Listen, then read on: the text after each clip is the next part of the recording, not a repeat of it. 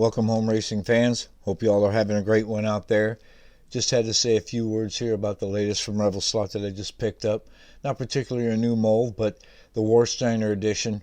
And man, these colors on this car, they just nailed it. And Revoslot's just, they have a reputation, at least in my opinion, of just having an excellent fit and finish, no matter what the paint is. But this one in particular, my goodness, it just pops, doesn't it? Or at least it does to me. And the CLK, the Mercedes, great car, fantastic car. This is my first one. I just kind of missed the boat on the other ones. But this one here, oh, I had to have this. Like I said, I love the colors. No surprises underneath on the inside. 21K motor, 12 to 33 gearing, standard anodized chassis. Just really a nice car. I've worked on it here a little bit. We'll discuss the changes that I've made, but overall on the outside, just a stunner. And you've probably already heard all the reports about the body being a little high on the chassis. You can notice the gap there between the tire and the body. And yes, it's true, it could get a little bit lower. And for those that are tuning, well, yeah, you want it a little bit lower. But it also, in fairness, it isn't that bad. You put this out on the track, and it looks pretty good. It isn't that offensive to me. So if you didn't want to mess with it, don't mess with it. But thanks to the guys on the Facebook group and the forum, John Albright and the others, showing your ideas with the washers and some tape, I think we can get this body just a little bit lower. I don't know, make it look a little bit better. But again, you don't have to mess with it if you don't want to. But we'll have some fun with it, see how it goes.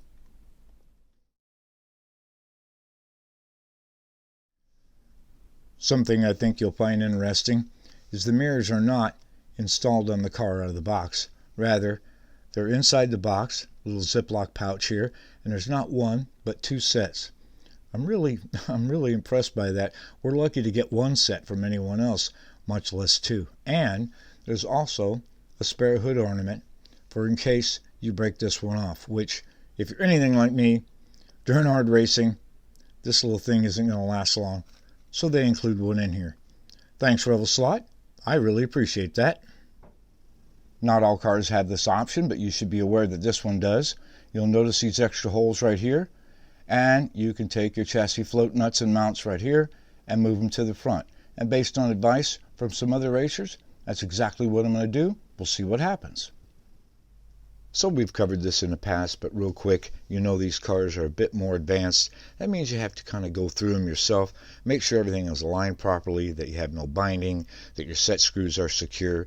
It's just proper preventive maintenance you want to do before you really let the hammer down. And one thing is with these bulkheads, the bulkheads here, they hold those bearings right there, and sometimes they're just not right. They might be just a little bit twisted, or when they've been tightened down just a little off. So what I like to do is Phillips screwdriver 1, 2, 3, and 4. You can just break these loose just a little bit, not much, just a little bit, all 4 of those, and just make sure you got nice smooth movement there and that you have no binding. Just keep the axle in place like that, turn it back over, and then tighten it down, and then you are good to go. So that's just part 1 of what I do, especially back here. I've had an issue in the past where I had a little bit of binding, so it's well worth double checking that. Now we'll do the gear mesh. And adjusting the gear mesh is really easy. You have the 2 screws underneath here. Just using your 1.5 wrench, you're going to loosen both of these, and then you can see the motor moving, and that is how you're going to set your mesh or adjust it.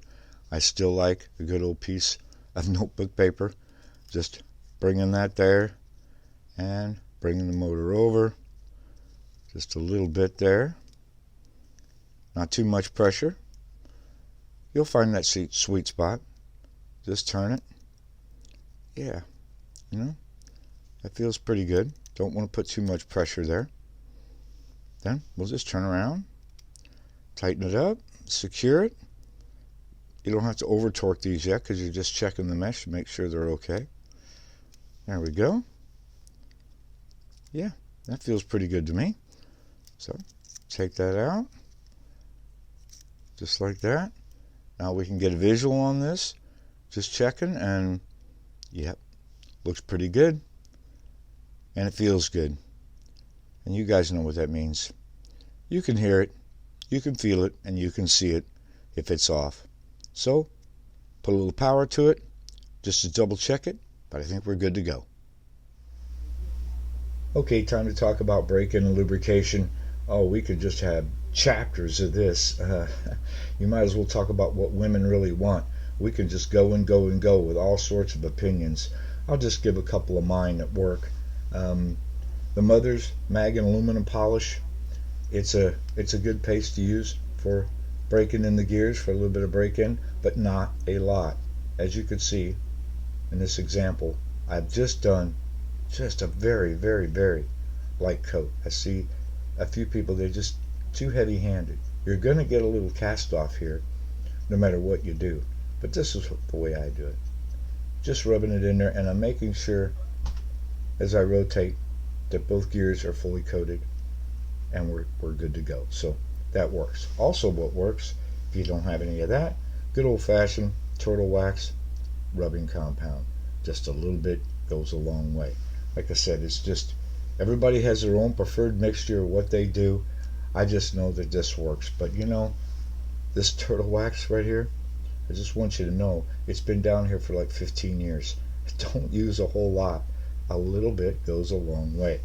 Second thing, lubrication. While you're doing this, you want to make sure that your bearings here have a light drop of oil. Okay, that's just part of the maintenance on these cars, is to make sure it's lubricated. Also on the motor, this end right here, the very slightest drop. Okay, not a lot. And the same thing on this end. If you get too much, take a Q-tip, dab at it right there and here, and get that excess off of there. You don't want it inside flying around, just a little bit for the shaft itself, and it goes a long way. Now we're going to sit here, we're going to run this in, but the one thing you want to do once you're finished and you have it where you like it, it sounds good, you're ready to start racing, always make sure to lubricate these gears. You're going to need a little bit of extra lubrication. Don't run them dry. I like the white lithium grease, and again, just the very, very slightest coat goes a long way.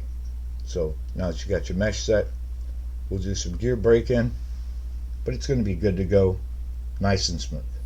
Just a very basic of break-in rig. Just a setup block, a little scrap piece of wood to raise it up. Have my leads going to my little benchtop power supply, 3.21, 3.25. I'll let this go for, I don't know, 10-15 minutes. Should be good enough. Then we can get our tires on there, start doing some track testing. In my opinion, Revoslot adds to the value of the car by including this deeper guide for those of you that have track systems that can accommodate it. So they didn't have to do this, but this is just one of those little things that, like I said, just add value to the car. I'll be swapping them out. So Big John Albright gave us a heads up. Using the Loctite Fun-Tech mounting putty is a great way to keep these wires nice and tidy. Pretty tight too, but you can pull it off, reinstall it. So just an awesome tip, John. Thank you. All right, time for everybody's favorite subject, tires. And we could go on and on about it. I know, I get excited too, but in this case, we're just going to make it pretty simple. Stock rubber. I think the stock rubber is pretty good. At least it is on my track. Cleaned and trued, they hook up pretty well. I have no complaints about it. There are other compounds out there, of course, and we'll show you a few part numbers if you want to try to keep going with the stock rubber. Good to go. Silicone fans, quick slicks, TS43F, that's the one I like.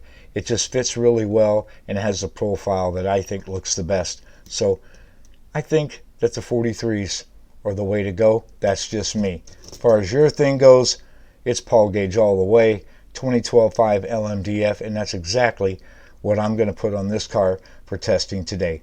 I just like my urethane on these cars. Just easy to sand and true, and they're really quiet too, and I like that. So we're just going to go ahead with the urethane, but there's your silicone options. And remember, don't just peel these stock tires off, give them a chance.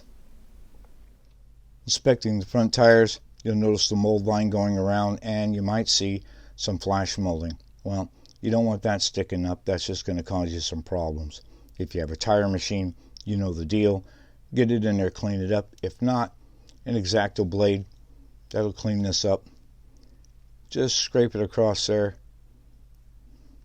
just like that, and it'll get it cleaned up in no time. Not perfect. You're still going to want that machine if you're going to do any advanced tuning in the future. But for right now, if you don't have one, you want to clean that up, that works.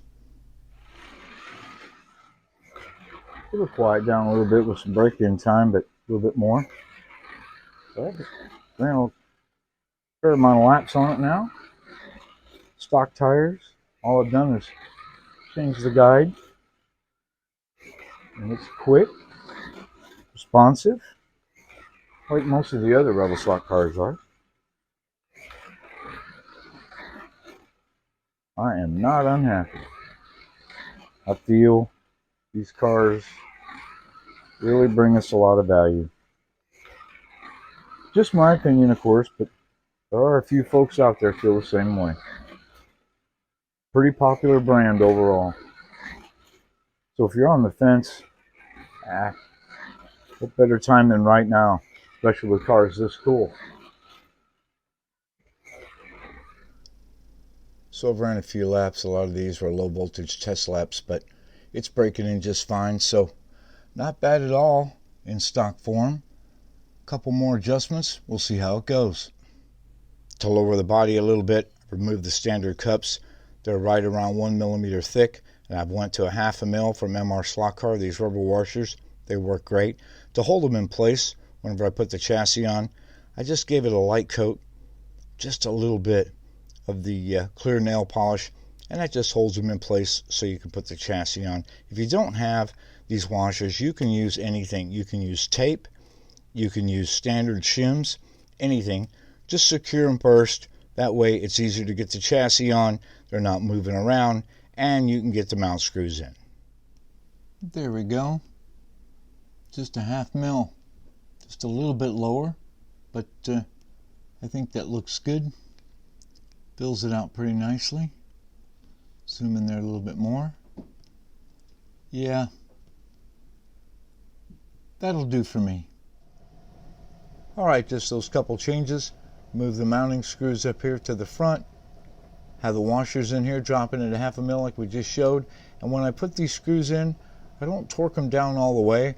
I'll tighten them down, then I'll back them off, maybe about a 1/2 turn. And then finally, I put some Paul gauge tires on here. We're just going to test that compound. I think it'll be alright. Yeah, just a fun car. Tires are tires. You pick your compound, whatever works for your track.